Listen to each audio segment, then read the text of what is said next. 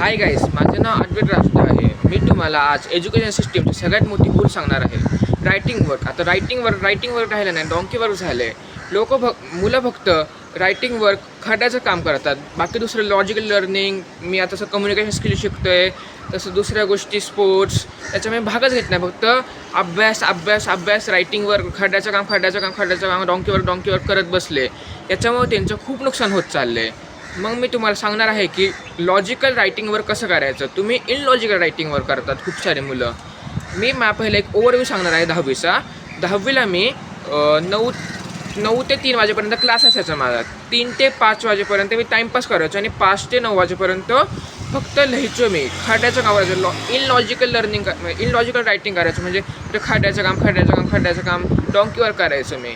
आणि मी थोडं जास्त करायचो. बाकीचे मुलं पण 5 ते 8 का 7 वाजेपर्यंत 2-3 तास त्यांचे इनलॉजिकल रायटिंगमध्ये घालवायचे. मग मला हे पटत नव्हतं, पण मला कसं करून लिहायचं होतं, म्हणजे न समजून ते लिहायचं. याच्यामुळं मी 20 मार्क्सना 80 मार्क, म्हणजे 20 मार्क रायटिंग वर्कला असतात, नोटबुक कम्प्लिशनला, क्वेश्चन बँकला, ह्या 20 मार्काच्या नावाखाली मी 80 मार्क घालवले.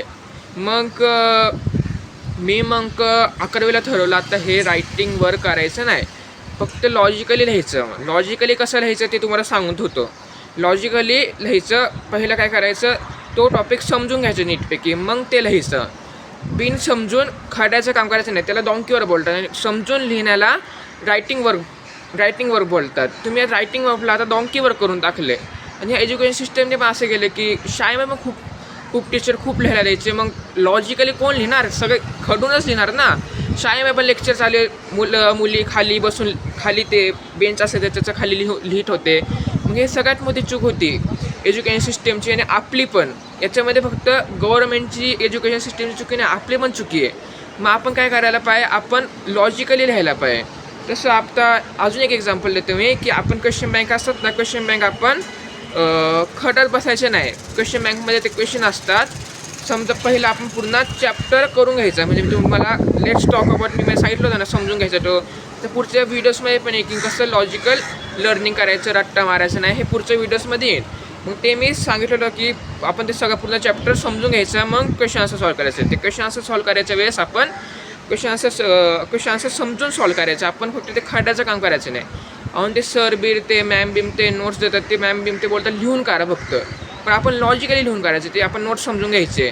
की समजा आपण थर्मोडायनॅमिक्सचं एक टॉपिक घेतो, ओपन, क्लोज आणि आयसोलेटेड. त्याच्यामध्ये आपण ते सगळं समजून घ्यायचं, ओपन काय, क्लोज काय, आयसोलेटेड काय. मग ते आपण लिहून काढायचं. आपण इनलॉजिकल लर्निंग करायची नाही. टीचर पण आपल्याला काय करतात की मुलं ते टॅबमध्ये मोबाईल असतं मुलांकडे, तरी ते नोट्स प्रोव्हाइड करत नाही व्हॉट्सअपवरती. ते बोललं की क्लासमध्येच लिहून घ्या. क्लासमध्ये आपण समजून घ्यायचं आणि घरी आपण लॉजिकली लिहायचं. आपण फक्त रटायचं काम करायचं नाही, आपण लॉजिकली लिहायचं, लॉजिकली सगळ्या गोष्टी करायच्या. हे माझं म्हणणं होतं. आणि दुसऱ्या मुलांचं म्हणणं सांगतो. एक माझा राज नावाचा मुलगा होता, तो लॉजिकली लिहायचा. त्याला 91% पडले 10वीला. मार्कांवरून काय बोलत नाही मी की मार्क जास्त पडायला पाहिजे मग कसं तो मुलगा सक्सेसफुल होतं, पण एक सांगते मी की त्याला खूप चांगले मार्क पडले, कारण की तो लॉजिकली लिहायचा. तो मला नंतर 11वीला कॉल केला आणि ते बोलला होता असंच की टाईमपास पुढचा कॉल केला आणि तो बोलला, तू आहे ना लॉजिकली अभ्यास नव्हता करत, तू आहे ना तर खड्याचं काम करायचं. तसं आम्ही पण 10वीला रट्टा मारायचो, पण आम्ही कसं मारायचो की पूर्ण एक सेंटेन्स असं नाही, त्याचं मेन पण रट्टा मारायचं, बाकी सगळं आम्ही बघून लिहायचो. तुम्ही तसं नको करा. पण त्यांनी थोडं तरी लॉजिकली काय केलं ना, तुम्ही आहे ना पुरं समजून घ्या मग बोला. मेन शब्द तुम्ही थोडे बोला, म्हणजे लर्न बिन करा, समजून घ्या. चॅट जीपीटीला मिनिंग बघा, या कोणत्याला मिनिंग बघा, टीचरला विचारते मिनिंग, मग समजून घ्या तो पण. आणि तो पण लॉजिकल रट्टा मारायच्या कोणत्या गोष्टी. बाळाला पण 11वीचं एक्झाम्पल घेतलं ॲनिमल किंगडम, त्याच्यामुळे खूप सारे एक्झाम्पल आहे. 10वीला पण खूप सारे एक्झाम्पल आहे. ते पण आपल्याला समजून घ्यायचं आहे तो, पण आपण लॉजिकली समजून घ्यायचं आहे. ते आपण रटायचं नाही, आपण इनलॉजिकल लिहायचं नाही, आपण खड्याचं काम करायचं नाही. आपण फक्त लॉजिकली लिहून खड्याचं काम करायचं. खड्याचं काम म्हणजे लॉजिकली रायटिंग वर्क करायचं. आता रायटिंग वर्क डॉंकी वर्कच झालं आहे. थँक्यू.